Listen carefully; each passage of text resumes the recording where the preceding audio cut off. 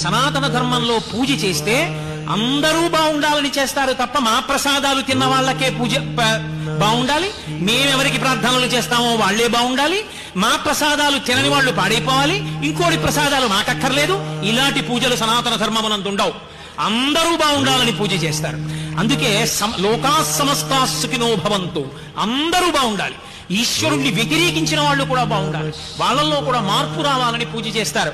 అందుకు 108 నామాలు. ఎవరు పుట్టినా ఆయా నక్షత్రాన్ని చెప్తారు. పుట్టినప్పుడు వారం ముఖ్యం కాదు, తిథి ముఖ్యం కాదు, నక్షత్రం ముఖ్యం. మీరు ఏ నక్షత్రంలో ఏ పాదంలో పుట్టారో దాన్ని బట్టి జాతకం వేస్తారు. జనన మరణముల యందు నక్షత్రం ప్రధానం. 27 నక్షత్రాలు, ఒక్కొక్క నక్షత్రానికి 4 పాదాలు. 27 × 4 108 పాదాలు. ఈ లోకంలో ఎక్కడ ఏ ప్రాణి పుట్టనివ్వండి, 4 కాళ్ళున్నది, 2 కాళ్ళున్నది ఎవరు పుట్టినా ఈ 27 × 4 108 నక్షత్ర